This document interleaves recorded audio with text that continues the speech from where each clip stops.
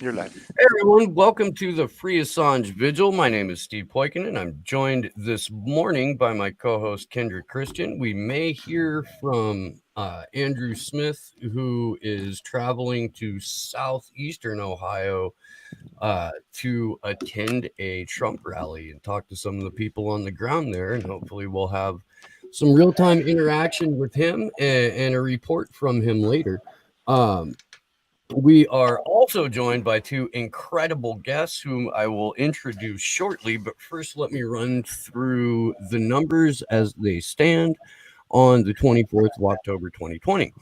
It has been 3,611 days of illegal and arbitrary detention for Julian Assange, 565 days since the WikiLeaks founder was trafficked from the Ecuadorian embassy after being sold to the UK for a $4.2 billion IMF loan.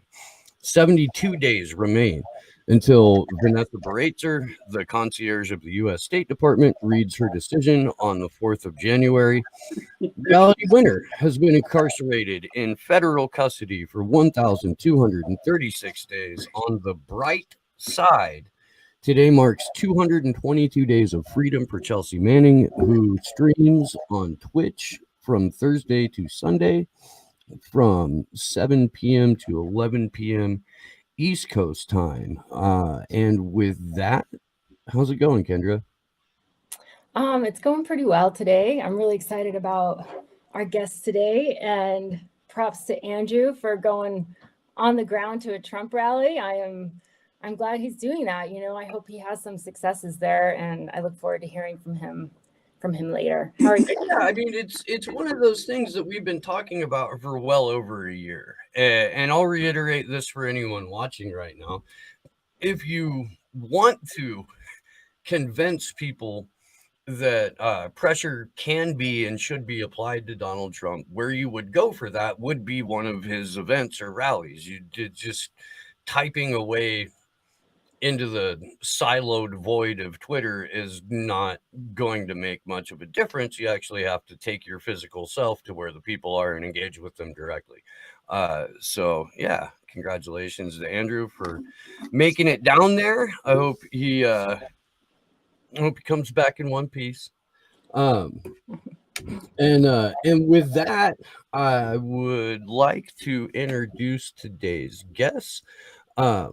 Let's see, maybe a smart me would pull up the bio.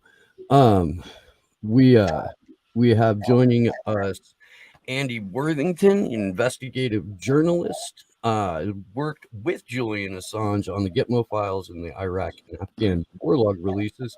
His statement was read into the court, but I don't believe you made an actual appearance. Am I right about that, Andy? They shut you out? Yeah, they didn't want me in the courtroom, fundamentally. Which for anybody who's followed the hearing, that makes a lot of sense too. For anyone who's only tangentially aware of these concepts of justice, that may sound a little bit odd. And Juan Passarelli, documentary filmmaker and all-around wonderful human being, is back with us again, and it is wonderful to see you. I'm always happy when you come around. How are you doing this evening, Juan? Good. I just wanted to show my face really quickly. I have shitty internet, so I'm going to turn it off now. But I am extremely happy that Andy Worthington is with us. I mean, whatever I can contribute is minute compared to what he can contribute to a panel like this. So that's awesome. And maybe the only news I have right now is that the 29th of this month is the first administrative hearing since the hearing took place. The defense is working crazy hours, as I understand, to try and get the final arguments in. I think there's about 8 or 7 days left for that. So I will be in Westminster Magistrate Court talking to, how did you mention her, the concierge of the United States?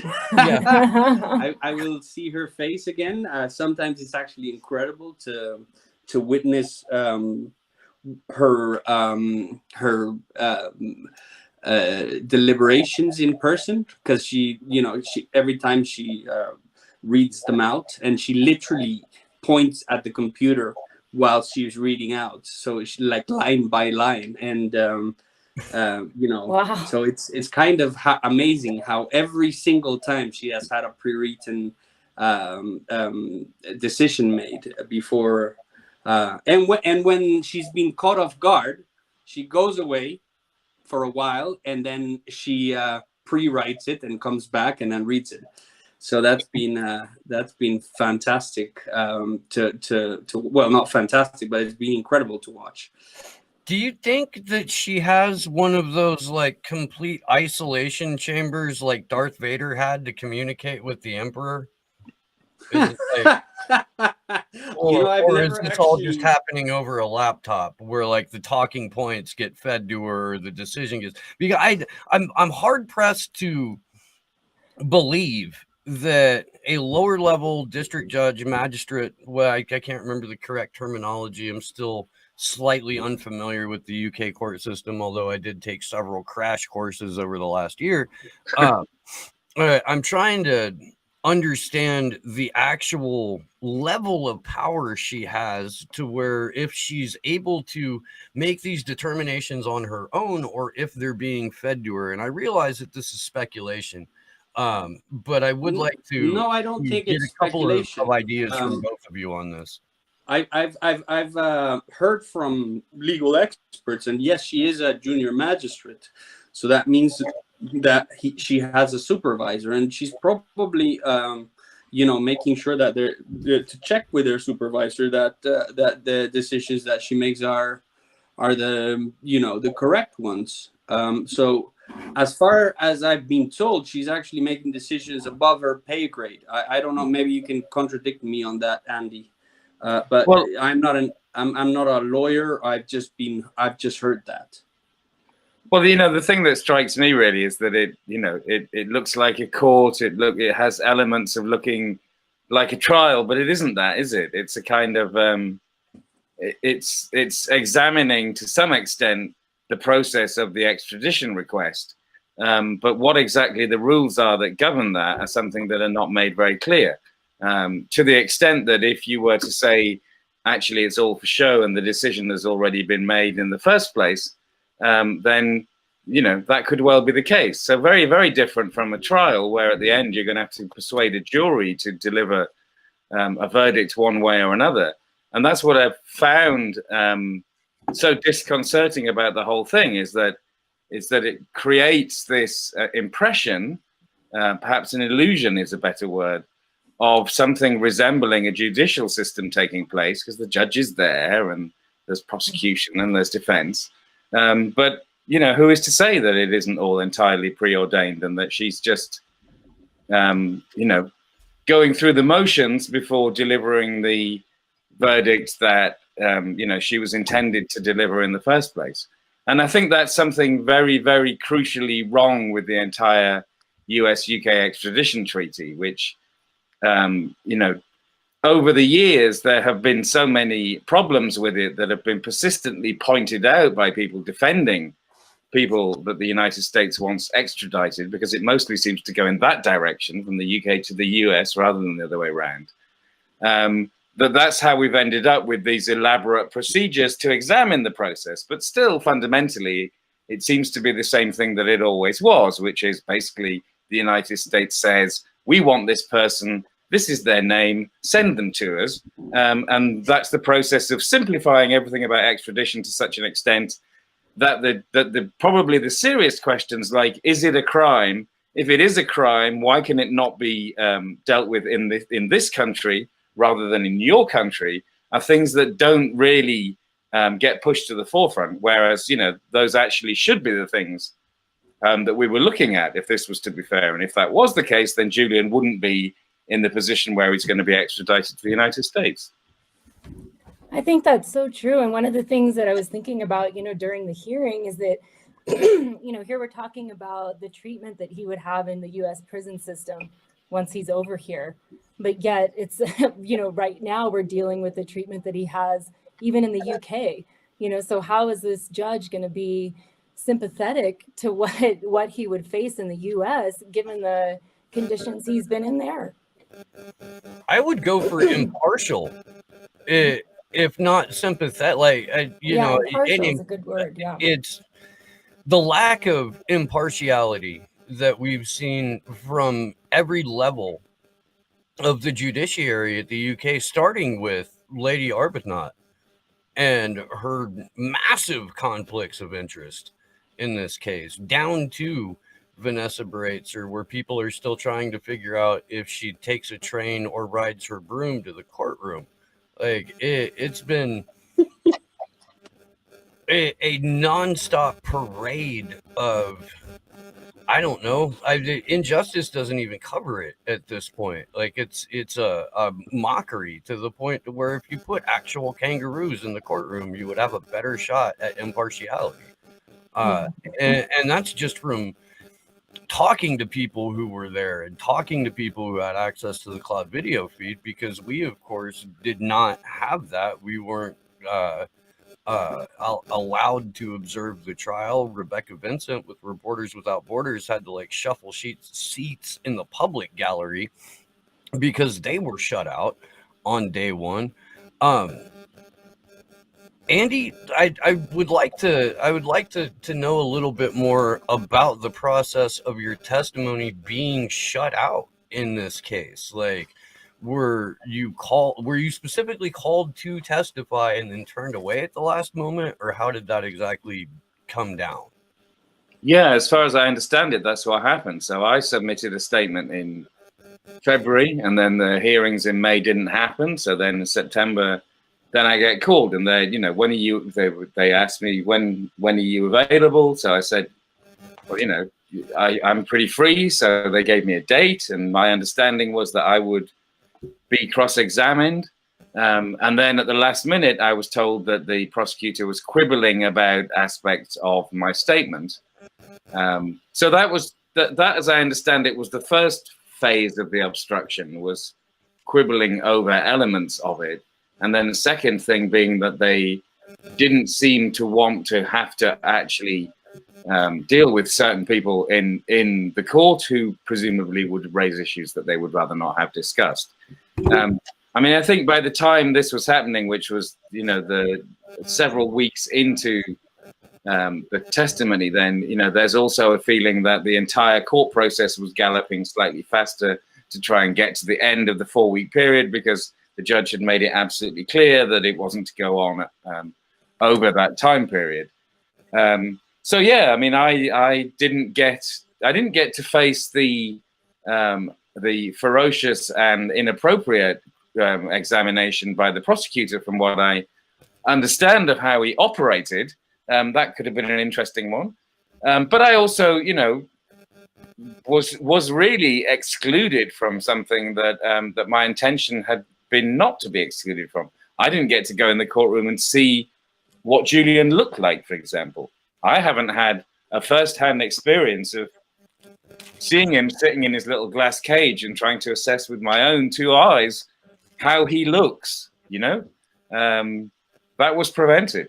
And then I submitted a second statement, which was an attempt to add some things that weren't in the first statement, and to get the prosecution to accept that that if they accepted this, then I wouldn't be cross-examined in the court. And I submitted those, and that was what was read into the court record, or a gist of it maybe was read into the court record. But there were a couple of passages that were redacted even from those statements before that process happened, presumably at the last minute, because the prosecution was saying, you know, we're not accepting these at all unless you make these last-minute cuts. So, you know, I don't really feel that an entirely fair and appropriate process was undertaken, shall we say? Yeah, I'm wondering if we could start just kind of going through your statement and what it was and what you, what you did provide, and then maybe even the other parts as well. Can I just add to this narrative, because I was able to see the court, and I think it was a day or 2 days prior to Andy being called in. There was Khalid El Masri's statement as well. He was actually going to appear, but apparently, there was technical issues every single fucking day of the court, right? And he apparently is not very technically savvy. There was technical issues with having him on. With some witnesses, they've delayed it for a day, but there was no attempt to try and fix the issues or give him time to fix the issues. The judge, as soon as she heard there was attempts, there was problems with tech issues, she was like, so is it worth me listening to this guy? I mean, what's he going to add? And I mean, this was the first time that this victim of CIA rendition and torture, who was sodomized and then taken into black sites and then suddenly dropped in the middle of a mountain in Albania a couple of months later by the CIA, was going to face a representative of the United States in court. But the prosecution and the judge, I found, were really struggling to try and get anything that had to do with CIA torture programs out of the record. And I know that that was also the problem with Andy's statement, because we've talked. I've had the pleasure of talking a lot with him about what he's researched in Guantanamo and the CIA's involvement in torture in Guantanamo and all the injustices that happened in Guantanamo. So and I mean, when they read Andy's statement, it was like the same thing happened with Chomsky's statement. It was done in 5 minutes, and it was done really fast, and you could barely understand what was being said. I kind of became a stenographer by the end of it, trying to tweet as fast as I could, but I didn't hear anything of real substance, which was a huge shame, because I know Andy's work, and I know that the reason why Julian is being held is because of exposing these war crimes. And, sure. and the court was not wanting to listen to any of the war crimes. Rather, it's all about handling the goddamn classified information. Well, what's interesting though, Juan, is that I know that one of the things that came out, because it was reported by some of the people who were mainly reporting on the hearings via Twitter feed, was that people picked up on the bit where I said that the Guantanamo files revealed the anatomy of a colossal crime perpetrated by the United States on the prisoners held at Guantanamo, which, in terms of what those files revealed is essentially my key point. The files added names to information that in some previously released documents had already started to build up a picture that people were being accused of things that they hadn't done by anonymous sources who were presumed to be, and in some cases found out to be, their fellow prisoners. And what the Guantanamo files did so powerfully was to actually provide the names of the people who, for one reason or another, had told lies about their fellow prisoners. And, I think we all know the reasons why people would tell lies about their fellow prisoners. They're woken up in the middle of the night every night and taken to an interrogation room and asked specifically for information about their fellow prisoners. Some of these people were tortured in black sites. Some of them were tortured in Guantanamo. Other people were subject to other forms of abuse in Guantanamo, even if it didn't rise to the level of torture. And other people were bribed. They were given the offer of comfort items in a prison where there was 0 comfort items, in exchange for providing helpful information. And other prisoners, I've spoken to people over the years who've told me it wasn't even that they broke me as such. You know, they didn't ruin me mentally and physically. What happened was that at some point after they were dragging me every night into the interrogation room, I simply gave up and I told them what they wanted to hear. You know, I think that when you look at Guantanamo in this way, then it's very understandable why, for a variety of reasons, people would tell lies about their fellow prisoners.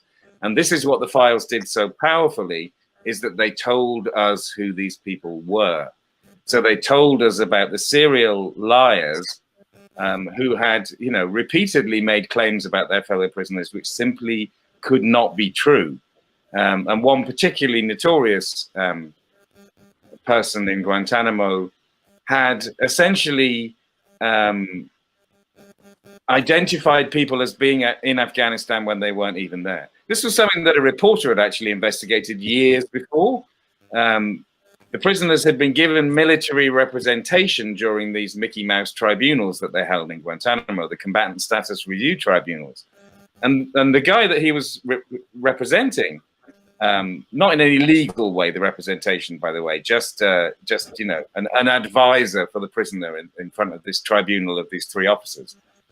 He was so upset about this claim that he had been in Afghanistan doing something at such and such a time. He was so upset and angry about it that the military representative went away and looked at his file and found out that he wasn't in the country at the time. And then he went and compared the files of other prisoners who'd been accused by this guy and found out that they also weren't in the country when things were claimed about them. And, you know, we now know who this guy is because of the files that were released by WikiLeaks. So that, you know, the information that was contained in there was absolutely essential for understanding the great crime that has been committed by the United States government and maintained to this day in establishing and maintaining the prison at Guantanamo Bay. So I was glad to be able to get that point across. But in my second statement, to try and deal with the issues of torture that they didn't want to talk about, you know, because I think the message that I got was they're claiming that there's no proof for the statements that you're making. So I then found information from the Senate intelligence report on the CIA torture program, which constitutes proof unless you happen to be an American official who claims that it's not true. And as we know, there are many of those. But in terms of all competent people looking for a proper understanding of what actually happened with the CIA torture program, if it's in that torture report, so just the redacted executive summary that we've got, which is still 500 pages of horror stories, if it's in there, then this is the kind of evidence that that corroborates this notion that was being challenged in the court in London, of somebody saying, prove to us these allegations that torture took place, which is kind of ridiculous. You're absolutely right. And I do want to note, and Joe Loria has made this point as well, that we never would have heard a single word about U.S. war crimes or torture or the significance of the release of the Gitmo files or the Afghan war logs, the Iraq war logs in a U.S. court, because none of that information would have been allowed whatsoever. So the simple fact that people were exposed to a sliver of the realities that the U.S. government perpetrates in our names with our money ostensibly is rare in and of itself. But it also makes it much less surprising that they wanted as much of this testimony suppressed as humanly possible, because God forbid it get out again that the U.S. is responsible for torture and war crimes and fraud and waste and abuse. You were saying before we went live, you and Juan were chatting about the actual percentage of prisoners in Guantanamo that are involved on any level with quote unquote terrorist organizations. Do you want to go into that real quick, please? Well, sure. I mean, I've studied the Guantanamo prisoners' stories for 14 years now. So what I started off was analyzing all the documents that were released through Freedom of Information legislation in 2006. That was the first time the prison had been open for 4 years. That was the first time that the Bush administration was compelled to tell the world the names of the people they were holding at Guantanamo, their nationalities. The first time. And they also had to release thousands of pages of unclassified summaries of evidence. In other words, what I was talking about before, the evidence with no names attached, but these allegations with no context against the prisoners, which were used to justify them, and transcripts of these combatant status review tribunals that they'd held at Guantanamo, which were primarily designed to rubber stamp their designation as enemy combatants without rights when they were captured in the first place. So, I've been looking at the stories of these men for 14 years. And, in my book, The Guantanamo Files, which came out after I'd spent 14 months researching and writing and not sleeping much for that period. Working out where the prisoners were captured, because the US said they were all captured on the battlefield. They weren't. No one was captured on the battlefield. A huge number of these guys were sold for bounties. So, the US government didn't mention that either. But, prisoners some of them were seized in Afghanistan. A huge number were seized crossing from Afghanistan into Pakistan. Others were seized in I was going to say random, but just very poor intelligence involved in house raids in Pakistan, where people were rounded up. About 40 people were captured in other countries and went through the CIA's black site program before they ended up in Guantanamo. So, I've worked on this for all these years. I've looked at comments that have been made by people over the years about the significance of the men held at Guantanamo.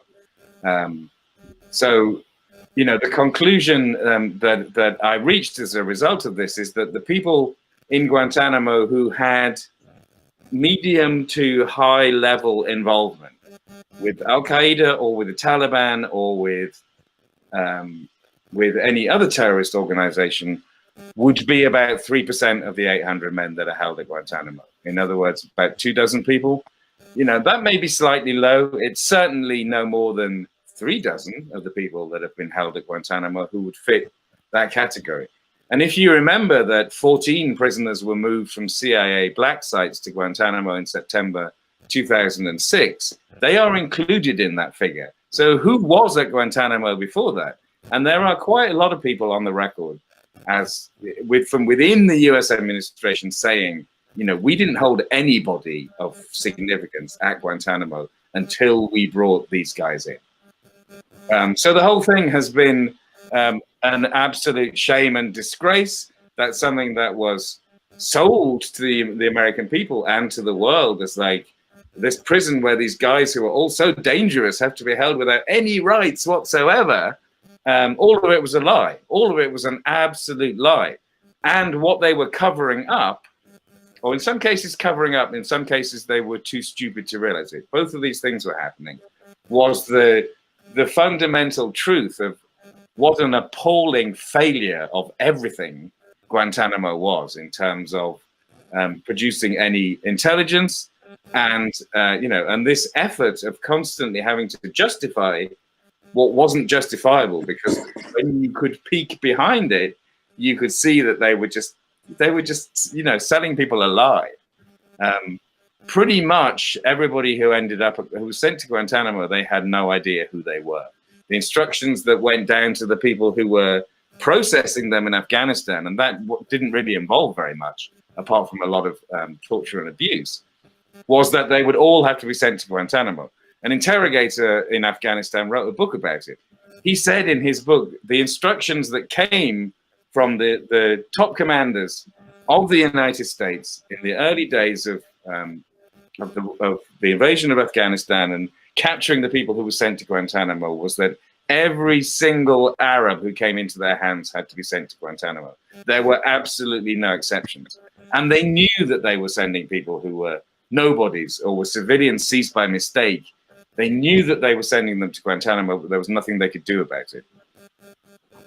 I could go on and on about it. Andy, I remember an example that I think you mentioned about a 13-year-old boy who was kidnapped by the Taliban and then renditioned by the CIA and ended up in Guantanamo. Is that correct?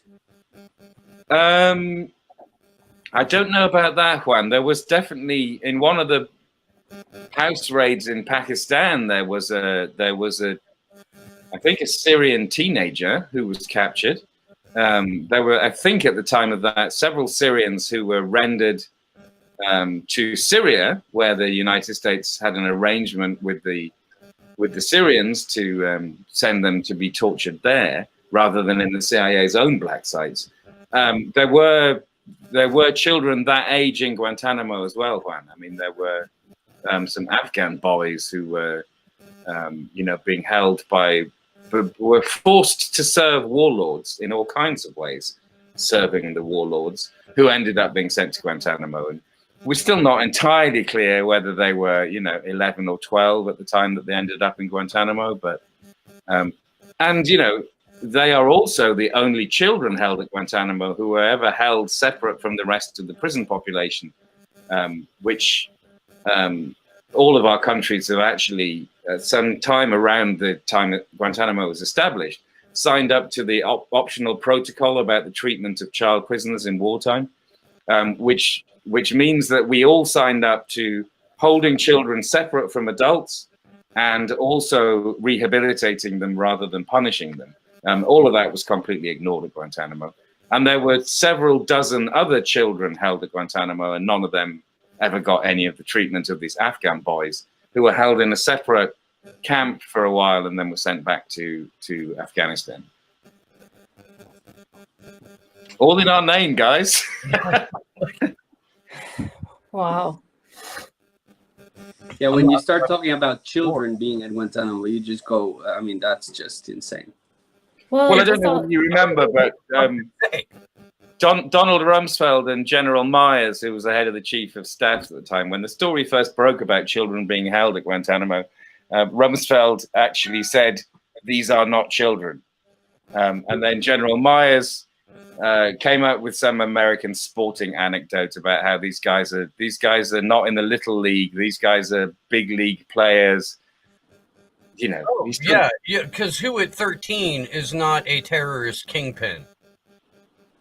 The most fundamental thing, Steve, really is that children, we are all supposed to have agreed, our countries, that under the age of 18, you are not legally responsible for the situation that you find yourself in. So in the case of Omar Khadr, the Canadian kid who was shot in the back and was 15 years old when that happened to him. Then they kept him alive. He was 16 when he got to Guantanamo, and they went through this whole process of trying to prosecute him as a war criminal. For all of that story, Omar Khadr was not responsible for his actions. His dad took him to Afghanistan. He was a child. You are not responsible for the stuff that your dad makes you do when you're a child. But that's not apparently the case with Omar Khadr.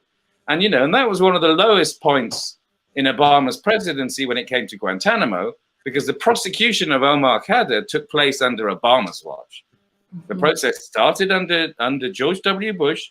But if you or I were to meet Barack Obama in an unguarded moment at any time, we could look him in the eye and say, man, you actually were the president. You presided over the prosecution of a child for war crimes at Guantanamo.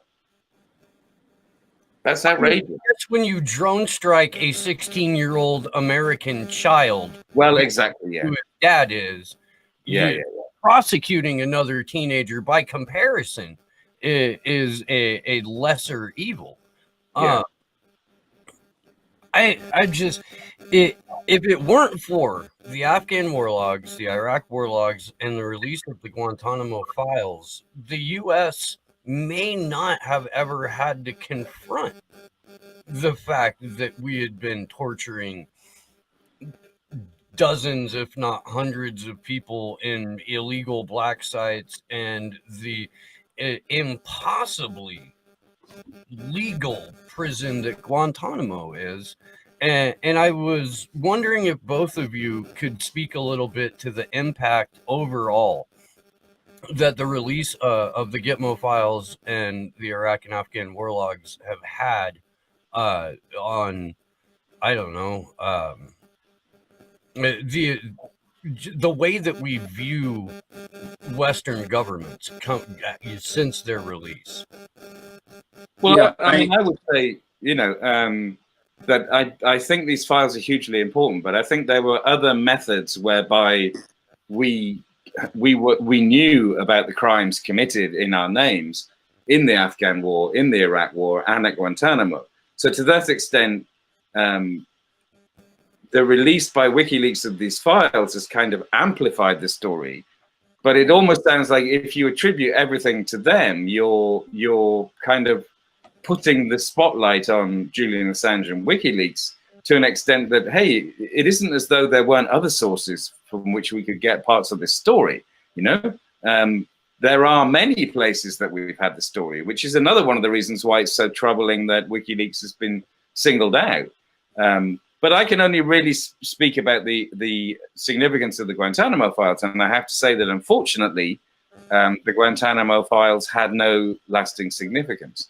Now, partly that's because people aren't interested. Partly that's because coverage by mainstream media is on the kind of, this is today's story, what's coming up tomorrow basis.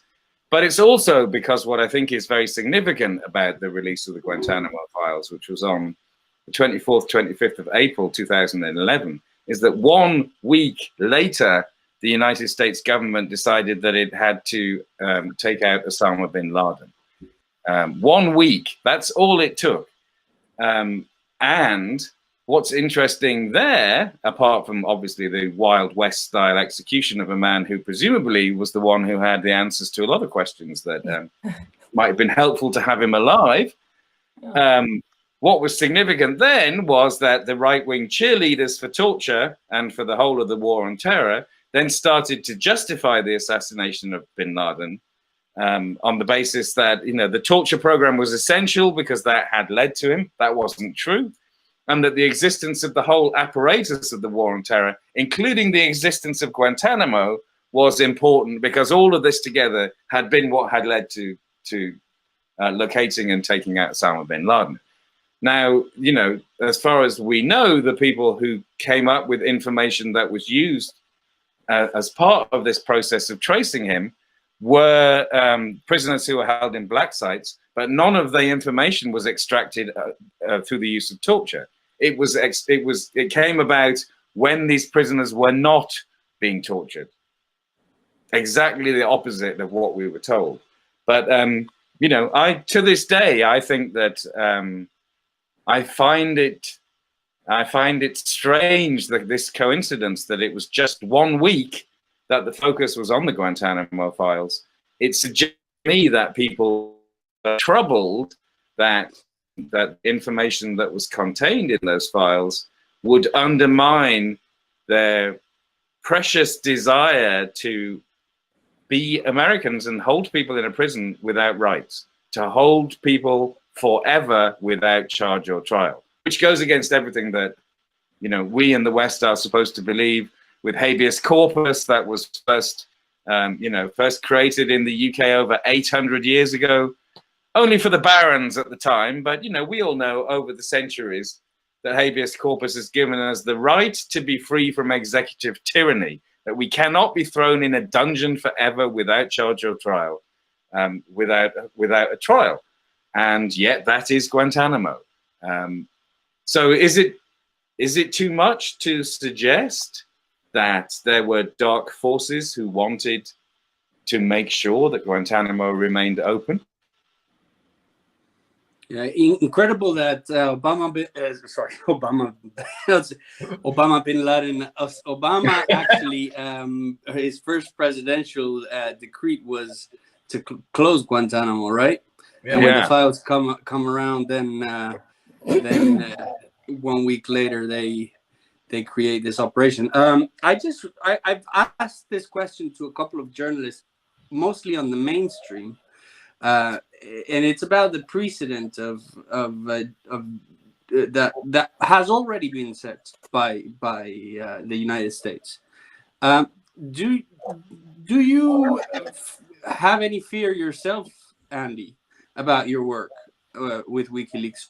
And would you work on classified documentation if it was given to you now that you know what's happened to Julian? You're not employed by the mainstream, so I really just would like I'd like to know what your answer is, because the mainstream seems to think that they're not going to be touched by this, and the answer has been, of course we would publish. Maybe we would publish in a coalition like WikiLeaks did for the first time in history, but we would publish, and I think that's that's a big lie. I think that there would be a legal department, craziness behind trying to see what, at the very least censor quite a lot of the material. Right. So I put the question to you. Well, yeah, I mean, I have wondered over the years whether how vulnerable potentially it made me.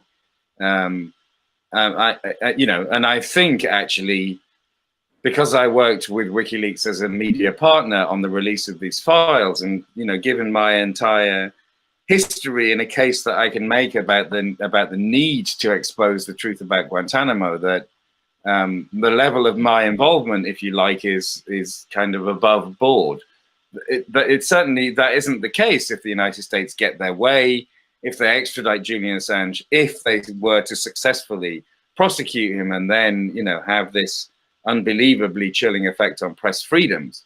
But your question about classified information is interesting, Juan, because I think that the already disturbing effect of what's happened to Julian as a result of the Trump administration, exactly what the Obama administration decided not to do, which was to go after him because of the effect that it would have on press freedom and on freedom of speech, is that I think pretty much everybody who works in this field must be worried now that if they got a ping on their email and somebody had sent them, some hot document exposing something that a government wouldn't want to know, that's dangerous.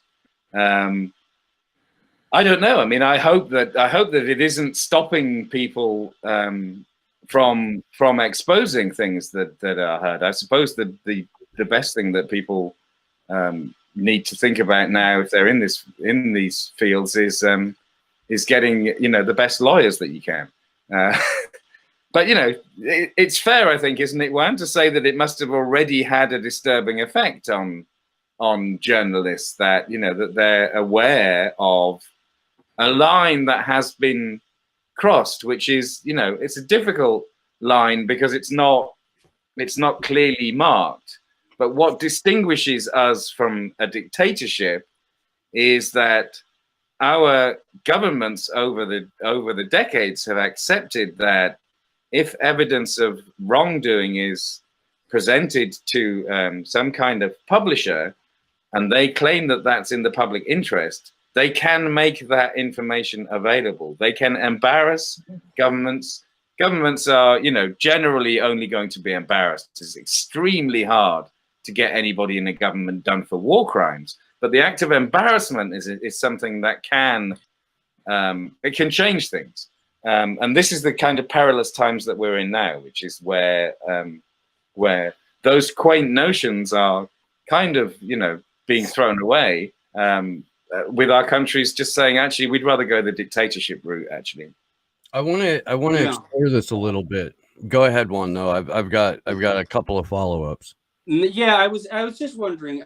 I mean, maybe in the UK it hasn't so far, and they feel like they're a little bit like. But what happens to a journalist in? I mean, there's not many Seymour Hersh left in this world, right? But classified information does get passed around every day. And has it affected people in the U.S.? Have they thought about it twice?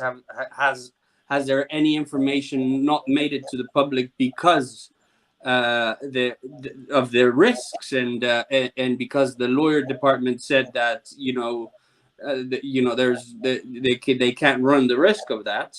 I mean, we've seen that all the way back to the Pentagon Papers, and I mean, their lawyers were always involved, and always lawyers, what they do is they tell you not to do this stuff because you're gonna get into trouble. Yeah. But this is I mean, the act of publishing is an act of courage, right? It's an act of exposing someone's wrongdoings and crimes, and has it already had an impact? I don't know, but I think the president has already been set. Is not going to be set if Julian is extradited. It's been set already by charging a journalist under the Espionage Act. Well, to some extent, Juan, but in other ways, I think the mainstream media thinks that it's different from WikiLeaks. It thinks that it's different from independent journalists.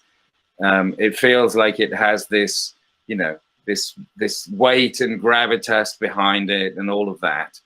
But the question is whether, I think WikiLeaks presented with something that they that was quite alarming to them in a way, because it was the opportunity that they couldn't miss to expose things in a way that I think many of them would have been much more cautious if it had arrived in some kind of other way. Because I think we're living in generally more cautious times as far as the mainstream media is involved, that we lack people who are pushing to expose wrongdoing. If you take an overview of the quality or lack of it of our mainstream media at any given time, and it's not really very probing, is it? I think compared to how we can see what the mainstream media was trying to do in the 70s and 80s, for example, I think that there's a cowardice on the part of a lot of the mainstream media that is much more noticeable now than it would have been if you went back decades to a time when there was a much stronger countercultural impulse to take on our own governments.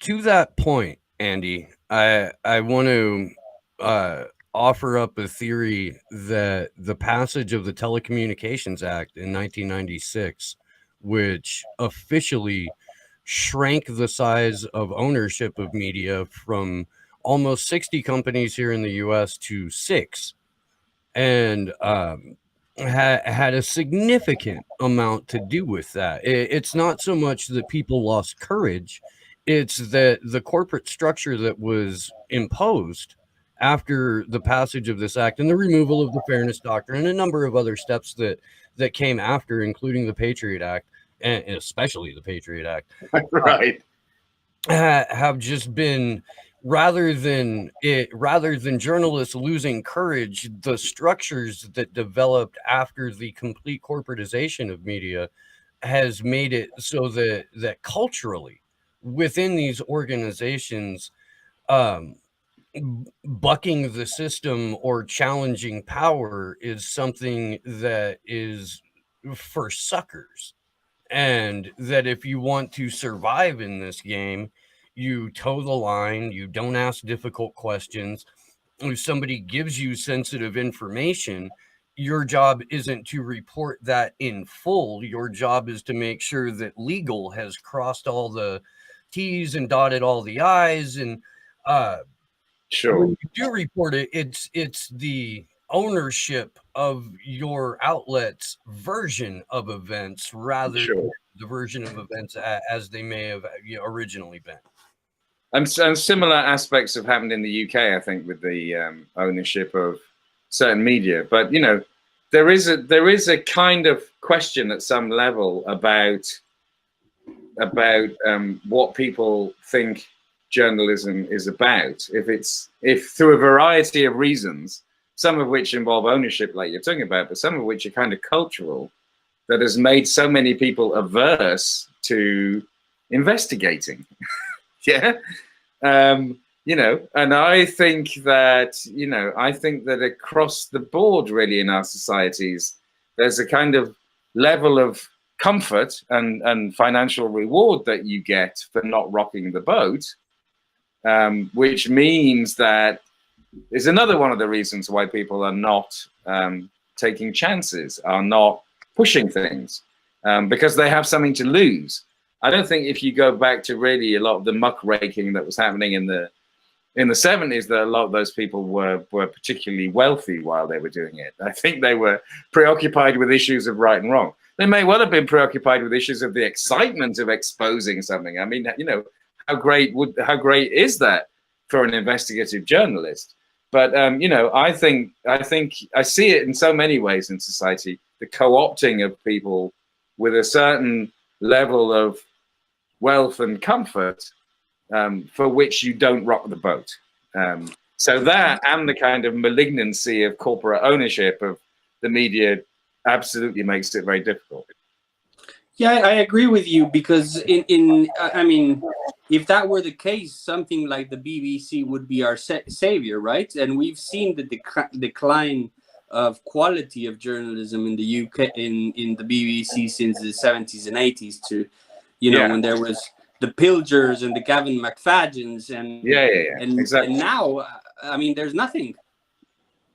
No, what you have is a producer and reporter for BBC4 who is low-key threatening Vanessa Beeley with charges for her reporting on Syria. And they didn't hit Eva Bartlett with a, you know, veiled legal threat, but they did hit Eva Bartlett with the exact same sort of setup in the smear piece that they're about to run here next week. I don't know if you guys know about this or not. BBC4 Radio is producing a series on the White Helmets and on James Le Mesurier that's basically like a puff piece, and in it, anyone who is given an alternative to the official narrative about the White Helmets and about their founder is set up to be smeared. And this also includes former Ambassador Peter Ford and a number of other people who have spoken out about the US and UK's involvement in Syria. And this, to me, is a direct result of corporate media's near uniformity and silence on what has happened to both Julian Assange and to Craig Murray. Yeah. It's incredible. I was telling my uncle the other day, I trust a report about Russia from RT more than I would trust a report about the UK from the BBC. I'm wondering, Andy, like, just with the, you know, with all of your work on the Guantanamo files, I mean, in Guantanamo in general, it seems that it's kind of gone out of the, even though we have the proof there that torture doesn't work anyway, you know, it seems to have gone out of the public conscience, this idea. And I'm just wondering, you know, I had just seen that you had an article out about unsafe repatriations to Yemen for former Guantanamo prisoners. I was wondering if you could talk about, you know, just things that are still going on even right now that you're still working to bring light to. Well, yeah, I mean, you know, the fundamental thing is that the United States set up a prison at Guantanamo 18 years ago, where it said that it could hold people indefinitely without rights, without charge, without trial. And, you know, all of those things are wrong, according to our understanding of how the law is supposed to work. Like I mentioned earlier, what separates us from dictatorships is that you can't do that. And yet, here are 40 men still held at Guantanamo, and there are no circumstances under which those men can leave that prison unless Donald Trump or the United States Congress want them to. No legal process. The legal processes have all been failed. They've all been blocked. So it's as wrong now as it was then. And the problem, you know, as you note, is that it's disappeared off what little consciousness it inhabited. You know, the thing with Guantanamo, it's never been a very significant story inside the United States.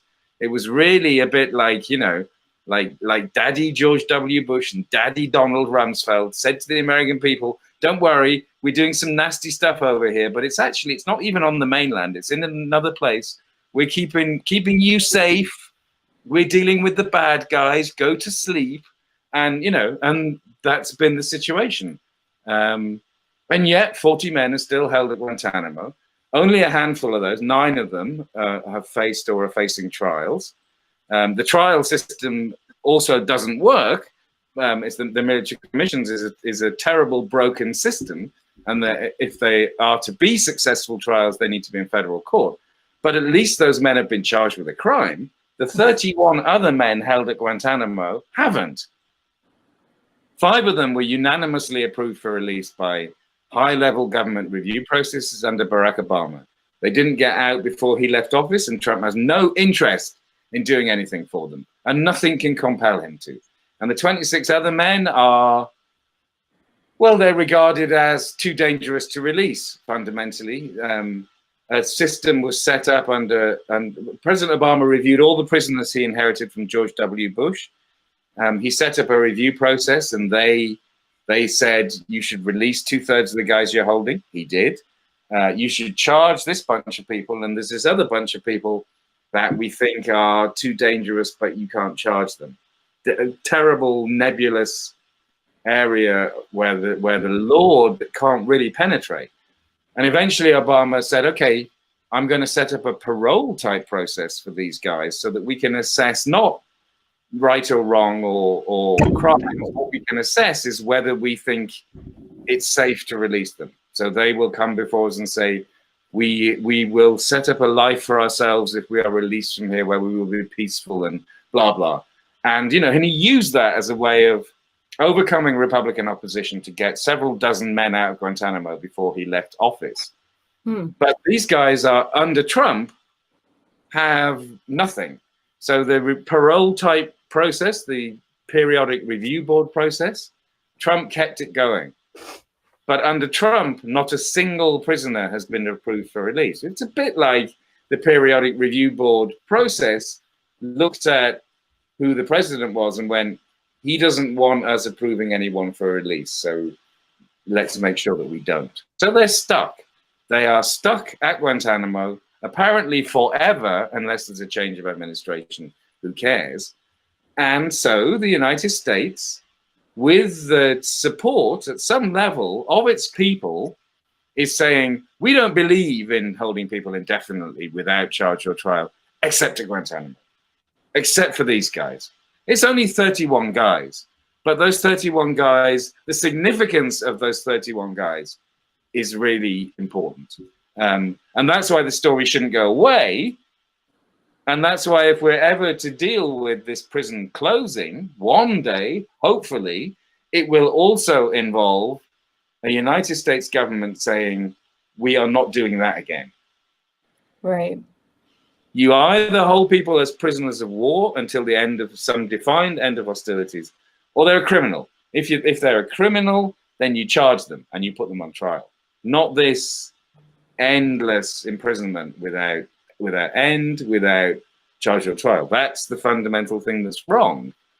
And that's why I find it kind of shocking amongst everything else that that's been forgotten, or that that's brushed aside as not significant to almost the whole of the American people. When, you know, when the United States claims to care about the law on which it was founded at the time of its independence from the UK, claims to care about these issues. And yet when it comes down to it, over the last 20 years, some things like habeas corpus, like the right to be free of executive tyranny, which is what this is, exactly what the founding fathers were claiming to liberate America from at the time of George III, yeah?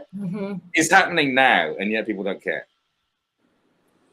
Yeah, but it's very interesting as well. I mean, I had no idea about prison conditions really for the SAMS people in ADX Florence. You know, the where they have the alleged most dangerous terrorists in mainland, right? Yeah, yeah. It is. My jaw dropped for 2 days when they were discussing the conditions which Julian would face because they are torture. They They are. absolute They are torture. fun, And yeah. I kept on thinking we shouldn't be discussing about if Julian should get this treatment or not. We should be discussing about why is anybody in the United States getting this treatment at all? You know? Absolutely, I agree. I mean, I think the point of view from being in Britain and dealing with an issue where anyone would be extradited to those circumstances is that it shouldn't happen. It simply shouldn't happen. And at some levels, you can see that people within the judicial system in the UK know that. They know that this is a place of the utmost barbarity, where people are kept in total sensory isolation from other human beings for the whole of their imprisonment. Yeah? Never, ever being allowed to touch another human being again. You can't devise a better way to break a human being. And yet, you know, this is part of America's penal system on the US mainland. And the only thing that distinguishes it, you know, for most of the people who are held is that they had a trial. It's a different matter as to, and another issue is how broken the judicial system is on the US mainland. That, you know, the majority of verdicts that come about through plea deals, all of that. But the fact still remains, just to go back to Guantanamo, that this is the only place where formally the United States is saying that it can hold people forever without ever charging them with anything. And, you know, and that must be wrong. If that isn't wrong, then let's just change the name of the country to the United States of Dictatorship. Let's just have it done with USD, United States of Dictatorship, and stop pretending that the law exists. Yeah? With a little trademark symbol after. Yeah. Shall we market that one tonight? we spent a couple of entire vigils here going through special administrative measures and what they are and what they do, and it was some of the darker material that we've covered. And it blows my mind every single time, because I'm the type of person who will talk to random strangers about this. I'm the type of person who will, in line at the grocery store, start up a conversation with someone that I know tangentially or not at all about this kind of stuff. And the average American, which goes to a larger point that I make frequently, but the average American has no idea what special administrative measures are. They have no idea that you can legally violate lawyer-client confidentiality under special administrative measures, because they literally have to put an FBI agent in the room with you and your attorney when you're under SAMs. You both of you gentlemen have been fairly successful in raising awareness and getting the word out to people on a number of different issues. And I would like to know, if it comes down to it, what would be an effective way to protest or to get information out about special administrative measures, so they're just a broader, like, you know, public education type thing. We have any suggestions on that whatsoever? Well, I don't know. I mean, there are organizations, you know, because it's not just special administrative measures. It's the massive use of prolonged solitary confinement in US prisons, which is also, you know, it's a kind of colossal war crime being practiced on their own people by the United States government. I you know, and the Solitary Watch, which you know, have been doing great work over years, and there are people who care, but I don't know how it becomes a big political issue. You know, the sad thing is that, like so many of the really big issues, it's not discussed by either of the main political parties. You know, the same as, like, hey guys, maybe our war budget is the most bloated thing that ever existed, in the history of the universe. It's never discussed.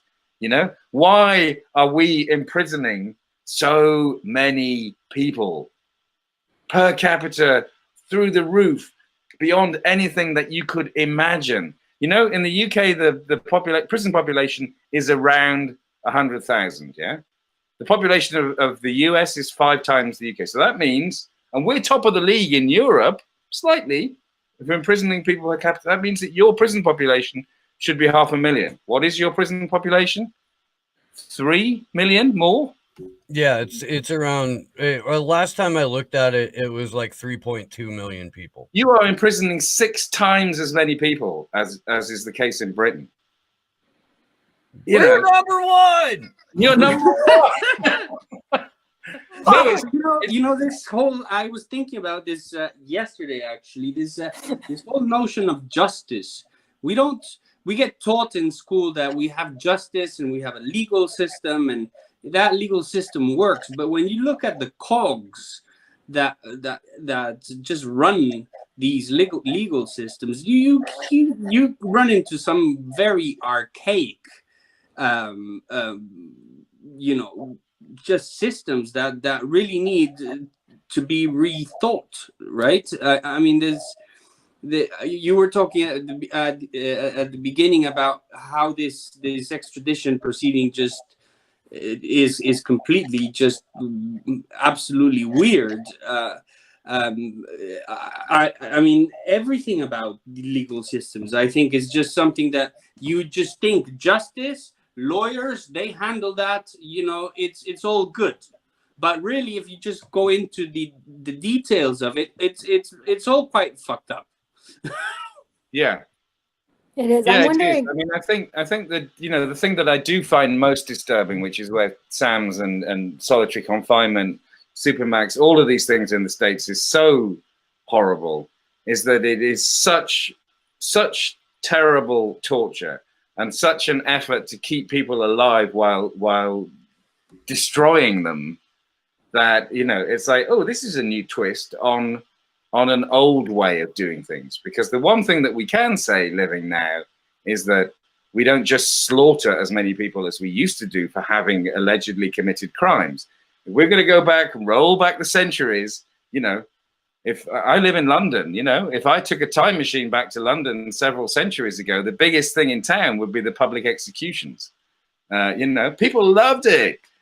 We've moved on from that. We're living particularly in times where, and I think Juan, the law probably hasn't caught up with the notions of, say, human rights that developed after the Second World War, when a bunch of people were so appalled by the carnage that had taken place in the Second World War that they tried to codify ways of behavior so that we could try and make sure that something like that didn't happen again. Tried to codify ways to make human beings be better than the worst they could be. And I think a lot of us who work in these issues are still driven by those notions of making human beings better. And yet, clearly, we can see that we're up against horribly, horribly dark forces that are still there, that are actually, if you stop them doing one thing, they mutate in another way. So if you stop them executing people in large numbers, then they put them in a prison system where they torture them, and the race aspect of prisons in the United States. It's like you take away slavery eventually, and you end up with the equivalent population now incarcerated in prisons. Almost as though the ancestors of the slavers said, you wouldn't let us be slavers anymore. So now we're going to make sure that we put all these guys in prison instead. That literally is what actually happened. That seems to be the entire basis for our 13th Amendment. Right. Is so that we could change the metrics on slavery, but keep the free labor and keep the racially motivated punishment.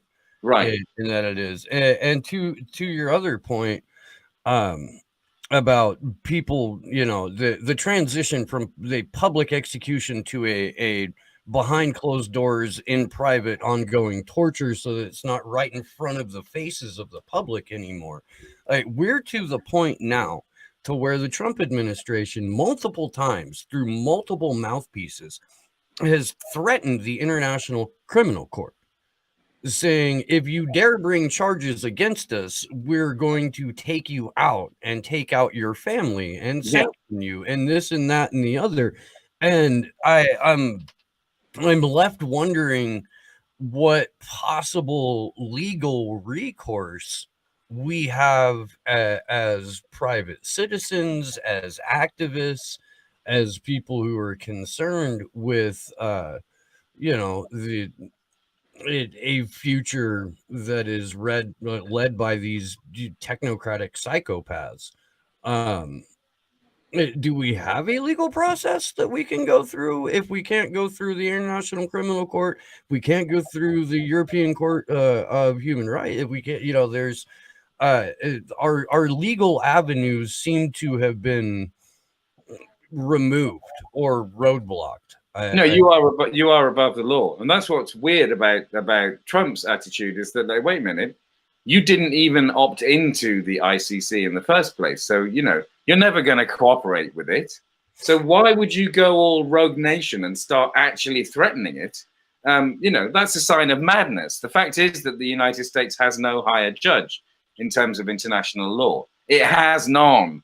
You are the top dog. That's why. You know, that's why no one can prosecute you for anything. That's why none of the torture survivors of the war on terror have been able to get any money out of the United States government for what was done to them. In fact, not just that, if they come anywhere near the United States, you know, they could get arrested again. You know, Canada settled with its citizens that were tortured. You know, in the United Kingdom, to get former Guantanamo prisoners to shut up about explaining to the public what the British government did to them, allowed the United States government to do to them, there was a settlement made. No one can compel the United States in any way to do anything about any of the crimes that it's committed. That's the problem. I don't know how it changes, you know. It's no different in our country, except that we don't really genuinely think we're the top dog anymore. But we are given a political system that is a lesser of two evils often. I think one of those is coming up in 10 days' time. You know, what we need is a change. What we need is the kind of government that millions of us know what we need, but we can't practically get it because because of the corruption of the system, you know? Yeah. Well, and the corruption of the information, that's what I was going to ask, you know, to a point that you had made earlier, just about like where it's just, you know, unfair that they're going after Assange so much, given that so many other people have, you know, published things about, I mean, even before he did, about Iraq, Afghanistan, Gitmo. And I'm just wondering, do you think then that it's because, just what your opinion is of why that is? Is it because it was such he actually was able to kind of break through that consciousness a little bit, that sleep that was going on because he was more successful than others? Or, I mean, what do you think about that? Well, you know, I mean, also, you know, the mainstream media worked with WikiLeaks. You know, they got a huge boost in terms of interest in them. Mm-hmm. But everybody that was involved in it, it was WikiLeaks' way of getting this information out to as big an audience as possible. Everybody kind of benefited, didn't they? At that point, I think. But how we wake people up to things is, you know, it's the kind of endless question, isn't it? You know, you were asking about Guantanamo, so that, you know, the latest story that I've just written about involves 18 Yemenis who were sent to the United Arab Emirates under Obama. So they'd been through this process of being unanimously approved for release by a high-level review process. In other words, they don't constitute a significant threat. We don't want to hold them anymore. Send them to UAE. And the deal there was that they would go through a rehabilitation program that involved some deprivation of liberty, but then they would be helped to establish new lives. And they disappeared into a black hole. They were held in secret prisons in the UAE. And, Obama was out of office. Trump closed down the office that monitored released prisoners. Not just for like humanitarian reasons, but hey, what about for national security reasons that you want to keep an eye on what happened to the guys that you released from Guantanamo? Because hey, some of them maybe are not happy about what you did to them. Some of them you may have severely mentally damaged as a result of what you did to them. Nothing. Trump shut everything down. So there's been no communication. There's no pressure that the United States can exert on this issue at all, because there simply is no one in the government. This is Trump's government. There are holes all over the government where there are supposed to be officials with jobs to do, which are quite often important. And now the UAE is saying that it wants to send them back to Yemen, where, they could fall into the hands of different factions that would be very dangerous. But that also, the whole reason they were sent to the UAE in the first place is that absolutely everybody in the United States establishment, from Bush onwards, also true under Obama, completely, all agreed that it was unsafe to send prisoners back to Yemen. Now, they feared that they would be recruited into some Al-Qaeda offshoot in Yemen, and those issues still stand. But the whole point of the United States approach to the Yemenis was that they would not be sent back. And now here we suddenly are in a position where the UAE, acting completely as though the United States isn't part of the equation, because that's the case under Donald Trump, is about to send these guys back.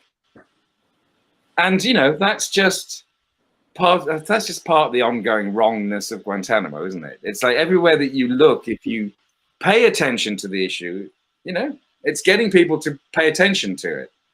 And as I think we've been hearing throughout this broadcast, sometimes it's just about talking to people. I mean, it's about trying to raise issues. But, fundamentally, we're all largely failed by our mainstream media, aren't we? They talk to millions of people and they feed them crap.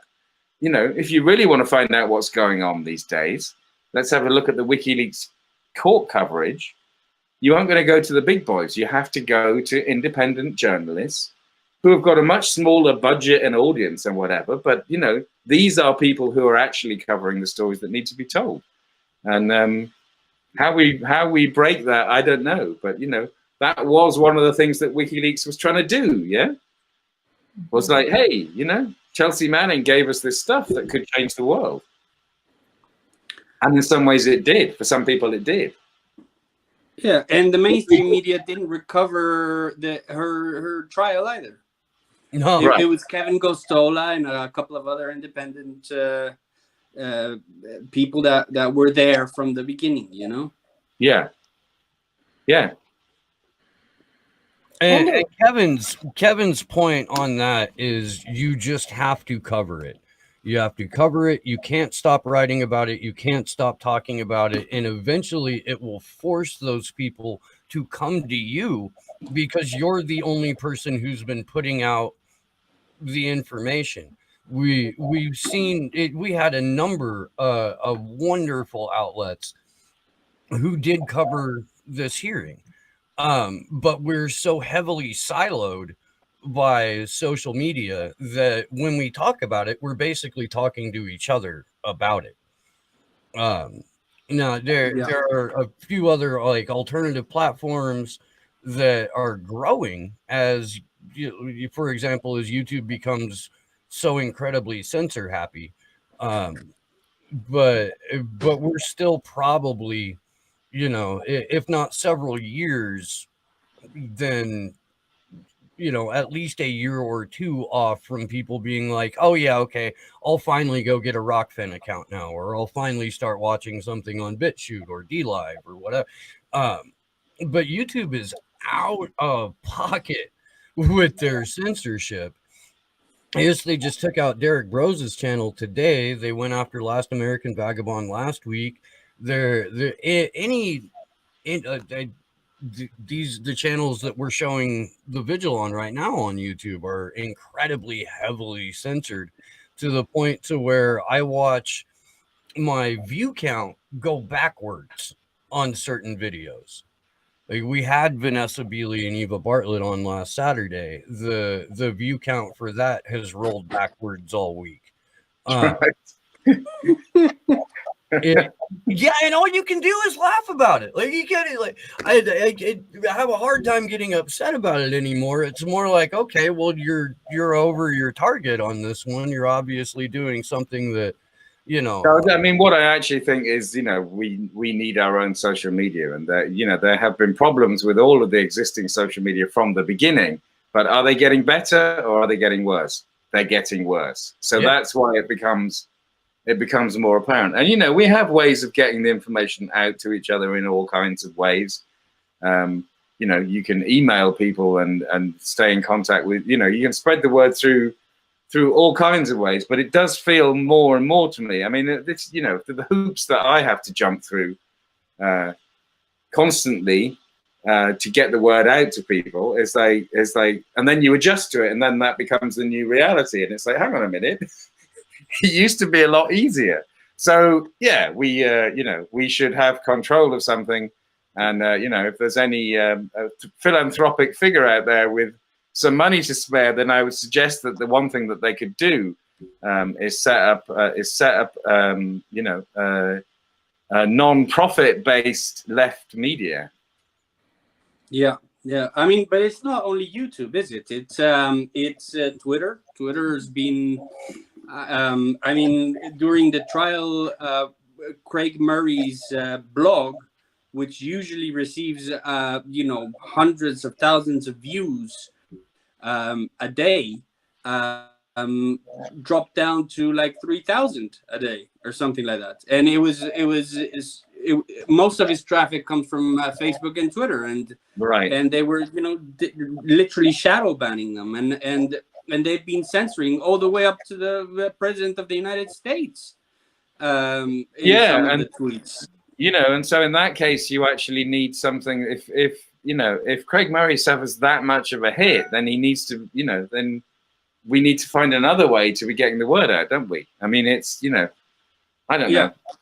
You know, when I first started in this, really, you know, like 13 years ago, when I started publishing on my website regularly, before social media were around, then, you know, one of the things that I really loved was the thing called Gawker that came out of, I think, St. Paul's and Minneapolis, which was some really, really clued up people would put together just a short list of all the most important links to the day's stories. You know, it was great. And it would take you where you needed to go because people are around. It's like people get their social media accounts shut down. You're not hearing as much about people getting their actual website shut down. You know, and well, they've so successfully moved everyone away from looking at individual websites or going to a website with an RSS feed. Thank you, Aaron Schwartz, for the RSS feed, by the way. I'd like to, you know, acknowledge that. It was right. Aaron Schwartz Day was just a week or so ago, I believe. I think it's the 8th of November. Okay. Yeah, we need to do. But they have moved us. They've moved us into social media, and then they've moved us so that whatever you're linking to doesn't even necessarily get seen or read, or, you know, what it is just the status. And, you know, and because we've all become people with very short attention spans, and, you know. Yeah, it's like incredible. It creates the problem that it fixes, you know, with the social media right. technology. Actually, if anybody wants to make a comment on Twitter, Susie Dawson has a great thread going about, like, please send in what your comments on the new Twitter regulations. And there's some really actually interesting things in there that I've been meaning to test out. I don't know if one of them had said that if you unless you like a post, if you reply, it won't necessarily be seen by everybody. And I've been wanting to test that out because I had no idea about that. But it's just, and then even this idea about sharing hacked information as if there's somebody, on the spot at Twitter that's capable of making that decision, it could be, could go my entire account for Denver Free Assange. It's just, I don't think it is though, is it? It's bots. I mean, that's the problem, is that it's programs that have been set up, which is the whole reason that we can't do anything about anything. Bots make decisions, bots shut you down. You can't. How can these guys run these companies that are valued at so much money and not have huge customer services departments on the end of a phone? They treat us with absolute contempt. It is unbelievable. We're the product. We're the You're product. talking to We're not somebody the that customer. still has a landline, Andy. Huh? You're somebody that still has a landline and doesn't use a mobile phone. I am, So- Juan, yeah. Yeah, I mean, yeah. But I use the computer. I use the computer all the rest of the time. When I cycle around London on a bike without a phone. It's very old school. But then I come home and I'm on my computer, and this is my interconnected life. But we all put up with these companies that treat us appallingly. They treat us with complete contempt. They do. Yeah. Like product, like Steve just said. Yeah. But but when you buy a product. When the internet first surfaced and all these companies went, oh, this is great. We don't have to deal with people anymore. We don't have to actually put someone at the end of a phone.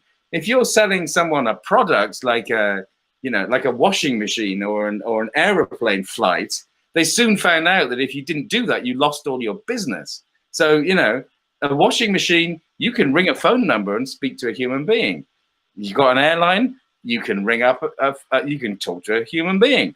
Facebook? No way. Twitter? No way. None of these people. These new masters of the universe. That's what I mean. They treat us with contempt. Yeah, nothing. Absolutely. You got anything about it? Yeah.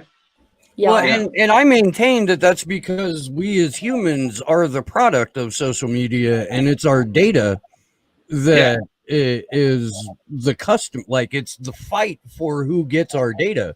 That's who the customers are, the people who can manipulate it. The reason that we're treated with scorn or contempt is because to the people who are in charge of these companies, we are contemptible. We're the product. We're not the client. Yeah. Well, and I think, a video that I like of Julian Assange is the last one that he had, one of the last ones he had done before his internet was cut at the embassy. And I just thought it was fascinating, his discussion about, about the AI and just even from a philosophical standpoint about like, hey, we have never been in a system where we are being fed back what to think, on this type of massive scale. And the room for error is huge, and it's pretty, I don't know, it's an interesting time to be in. Well, we're all part of some massive experiment, I think, and actually, I think some of the bad effects of it are quite prominent.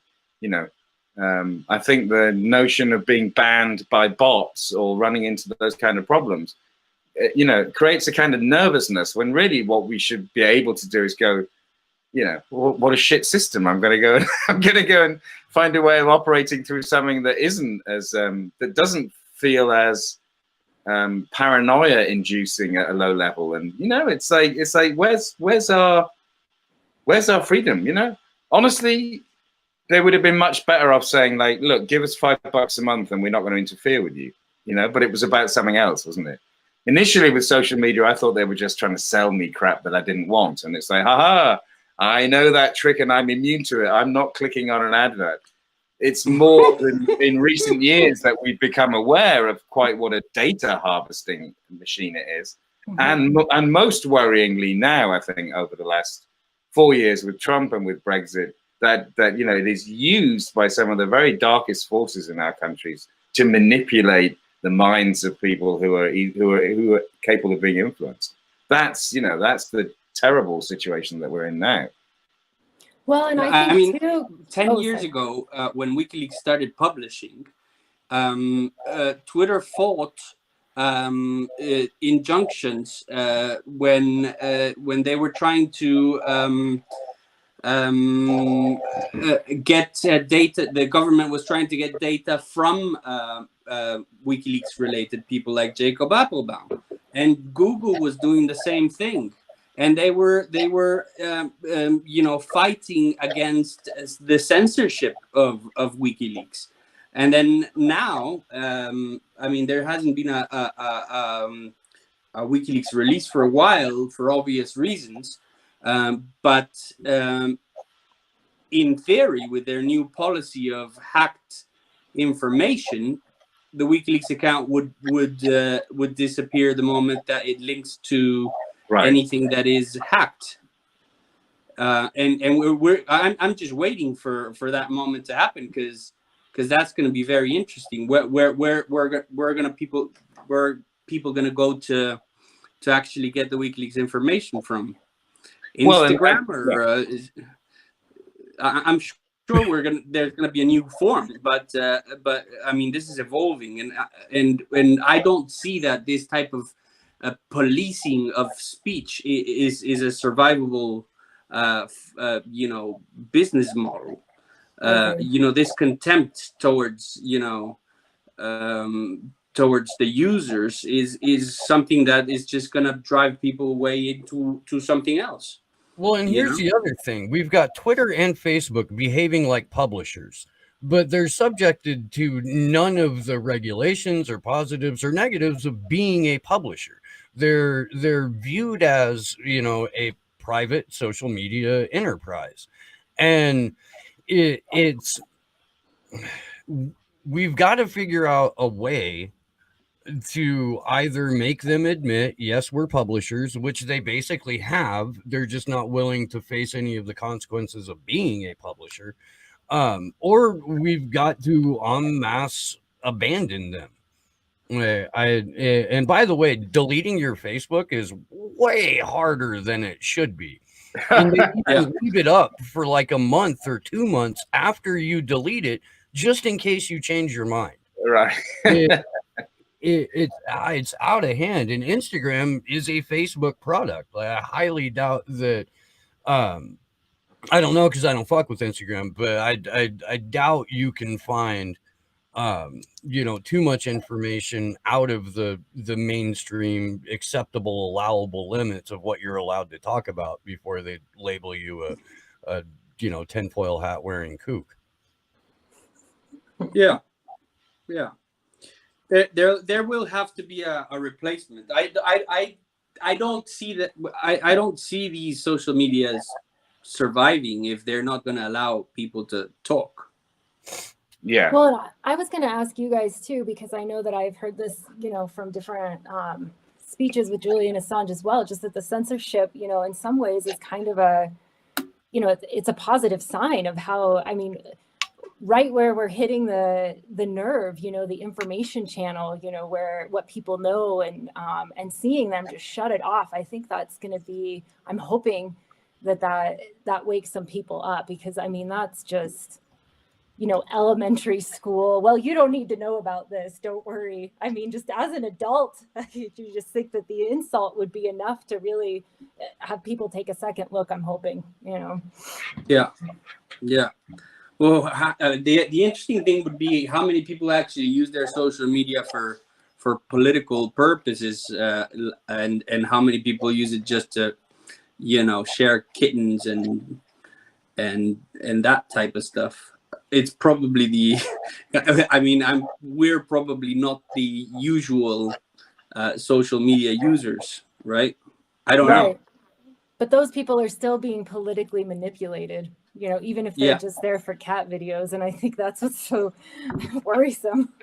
But I mean, in my field of, doing my Guantanamo stuff and whatever else I do, then it's probably, realistically, it's thousands of people at the most who could all gravitate to some conscious left platform that is free of the control of these people, because I don't need the cat people, and I don't need the the presence of far right lunatics all over social media either. It's like, we could theoretically form something that starts off with a base of conscious people, and then see whether it builds up from that, especially if it was a model that didn't have all of these inbuilt problems. But, I think it's doable. I just think it requires someone who's got a little bit of money behind it to say, yes, this is actually what we need in this age of, like, dangerous bot censorship and, and the active promotion of the far right by things that are claiming to be the media, Are you familiar with Mastodon, Andy? Yeah, no. I was just about to say it probably already exists. Right, yeah. I'll let whether it Josh gets break. picked up, isn't it? I'll let Josh break in and do the spiel for Mastodon because I can't, because it would make me a hypocrite because I don't actually have an account there yet. I mean, the biggest problem is just the community is so small. It's like you got to get people over there for it to catch on, but it's decentralized. No one, there's no one server that owns it. They can all talk to each other unless a server bans another one or something. But it's you still got a lot of the far right lunatics, but it's a lot easier to silo them out because you have control of your data. So I highly recommend it, but yeah, it needs a lot more people to be an effective political tool. Okay, well, no, it's a good thing to hear about, definitely. I'll open an account. Is there a character limit? It's higher than Twitter's. There are some servers that have like a 5,000 character limit, but I think the default on Mastodon is about 500. So it's it's Right. it is better than Twitter, but yeah, it's got a character limit. Yeah, it obsesses me how much I have to spend trying to figure out what to tweet because I speak too much. Me too. There's well, it uses a protocol to talk to each other, and that doesn't have a character limit. So you can find even microblogs that you host yourself that will post to it, and those don't have that character limit. So there are options there, and you can still talk to other people. If you hit Steve up, I can shoot you a couple links and stuff. Sure, that sounds great. Cool. Let's Mastodon. Sounds better than Twitter. Yeah, probably the biggest server is ran by the guy who wrote it, and that's mastodon.social.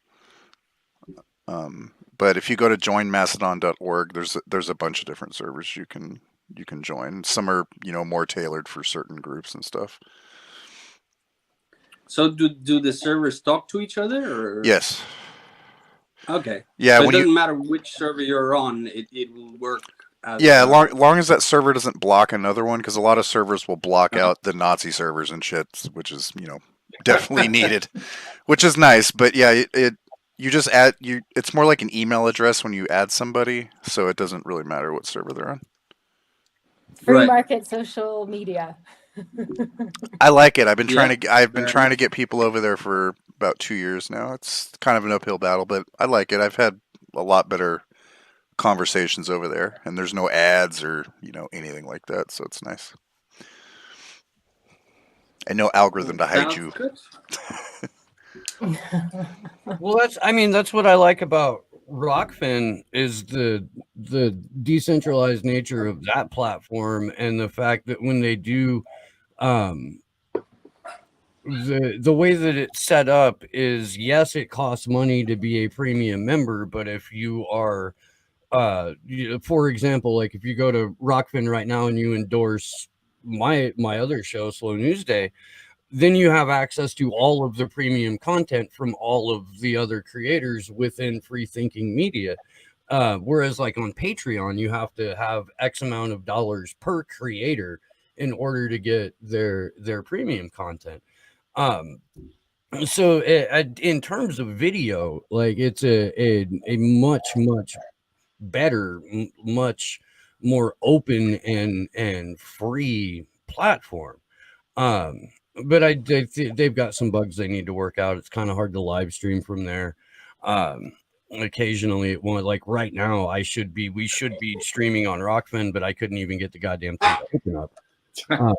So it's still young. It's only about a year or so old. It's got definitely got some growing to do, but they listen to the content creators. They listen to us, and when we come with them with a problem, they're like, "Oh, okay, well, we'll figure out a way to make this a little bit more, user friendly for you," as opposed to YouTube, who's like, "You can die in a bucket. I don't care." Yeah, shout out to PeerTube too. I know that Juan's used that. PeerTube. I used it because I shouldn't say, but most of the documentary that I just published is pirated, and I had to actually pirate some of my own material from other documentaries back to me because I didn't have access to my material. And I used songs that I like, and I thought YouTube was going to block it, which it didn't. Also, interestingly, I mean, the amount of times I've seen the Collateral Murder video just be blocked because for a few weeks and you have to appeal, and then they say, okay, you have to be signed in and be over 18 to be able to watch that.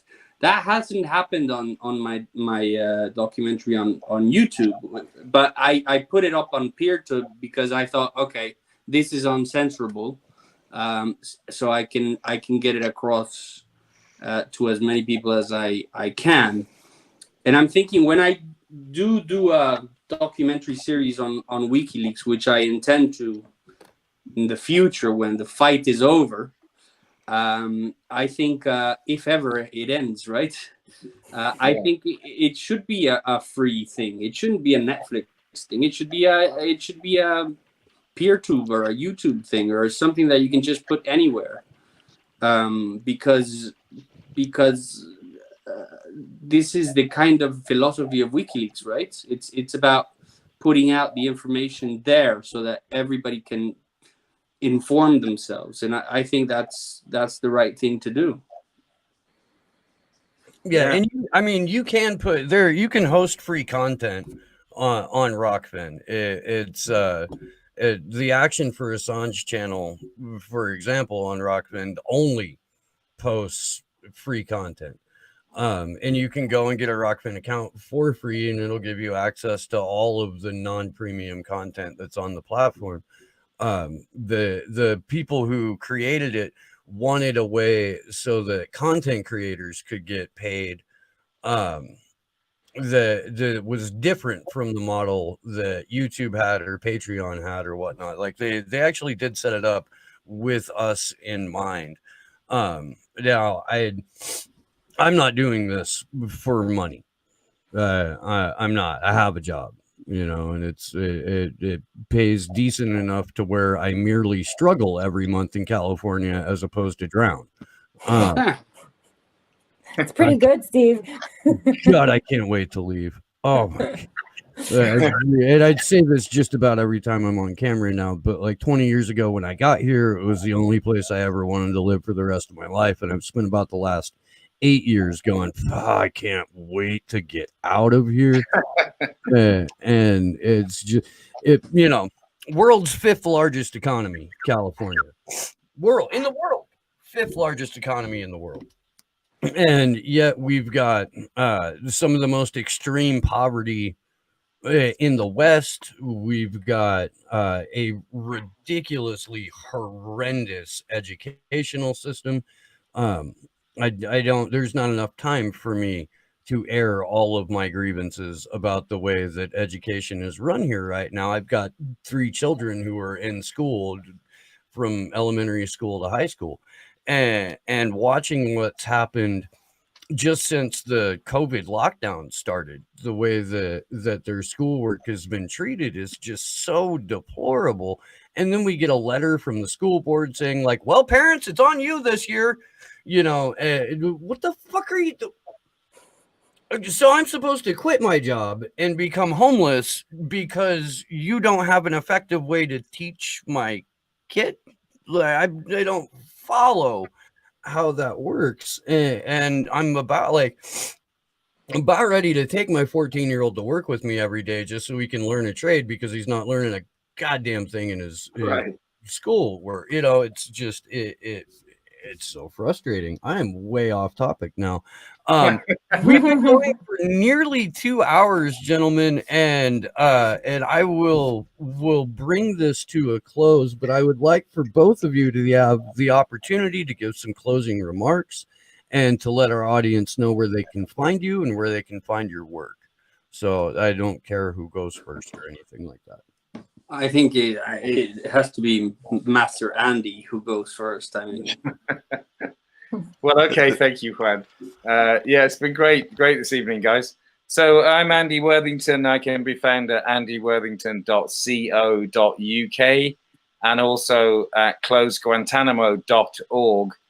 And I encourage anyone who's interested in aspects of the story of Guantanamo to come and read stuff and to get involved, and hopefully we will see the end of Trump, as far as I can see what's required to start moving towards at least getting some of the insignificant men who are still held at Guantanamo out. The whole place still needs closing down, but there are still people held at Guantanamo. And the only thing that they've ever done is that they've had a bad attitude about the fact that they have been held at Guantanamo and abused and held without due process for 18 years. That's why they're held, because they didn't like that. How can that still be happening? It's, just atrocious. I'm really glad to have had the opportunity to talk about it, Guantanamo as a whole, and the significance of the Guantanamo files. And thanks a lot, guys. Yeah, well, I'm Juan Passarelli. I've been following WikiLeaks for about 10 years now. I will be covering the trial until it ends. I think Julian Assange is the only thing that keeps me in London. Going back to thinking about moving, I need to follow this story till at least the end of the road for me, which would be the extradition to the US, because as I know, I don't think it would be very well. My lawyers have told me that it's not very wise for me to travel to the US. So that would be the end of my coverage because of my proximity to WikiLeaks. So hopefully we don't see that. There are a number of different outcomes, but as far as I can tell, April is going to be kind of a decisive moment as to what happens. Either April or then June might be another interesting month. And I think every month whilst we've been going has been very interesting just to see in the administrative process. But the crazy months, there is going to be a couple of interesting moments ahead. I expect that Barater's decision is going to be a no, and then there's going to be an appeal process. Now we know that that you now have to appeal, which is interesting. Apply to appeal, and you can maybe apply under 5 different issues and get granted the permission to appeal on 2 of them instead of those 5. So it could go quite quickly, or it could go slowly. There's a number of different scenarios, and they all depend on different courts. So, but by April, I think we'll have a clearer understanding of at least what's going to happen next. So yeah, you can find me on Twitter, JL Passarelli, or just type in the war on journalism. I tend to be kind of the first hit at the moment. Yeah, thank you for having me. And it's great to share a platform with Andy. I always enjoy talking with Andy. He's one of my favorite journalists in the UK. I'm really glad that it worked out that way today. We should definitely do this again, and I would like both of you gentlemen on my other show. So we'll have to get together and work out a time when we can do that. Cool. Let's do that. Let's do that. Yeah, definitely. Well, I'm Kendra Christian, and I will be looking forward to that show on Slow News Day. I want to say thank you to my co-host Steve, to Josh and Kimber, and of course to you, Andy, and you, Juan, for, I mean, just your amazing work over the years. I mean, even to bring light to, you know, Guantanamo, and Juan with your documentary. I mean, that is so helpful for us to have been sharing, and what you continue to do for free press and to make the world a better place, and, you know, just raise awareness about what's going on with Assange. It's really appreciated. Hi to everybody in the chat. And if you want to follow me on Twitter, you can follow me at edebs13. And if you want to follow Denver Free Assange, that's at DNV Free JA. My name's Steve Poikinen. I host a show called Slow News Day. If you're looking for it on YouTube, you type in Slow News Day Podcast into your search bar. I am also on Rockfin, ND Live, and Library. And we'll hopefully be expanding the platforms that the show's on over the next several months. Tomorrow, Whitney Webb will be back on the show. We are going to talk until YouTube shuts us off. Because I'm sure we'll be going over Operation Warp Speed, and that's a huge red flag for YouTube. There's also a snowball's chance in hell that Corey Morningstar will be popping in on that show, so I'm very much looking forward to that. Thank you, gentlemen. Thank you, Andy. Thank you, Juan. I value these conversations tremendously, and they help, you know, carry me through the week until the next one. Kendra, you rock. Thank you for being here today. Sleepy Josh and Mean Panda, but our behind the scenes team, you guys kick so much ass. To the people who are watching in the chat, I fucking love you.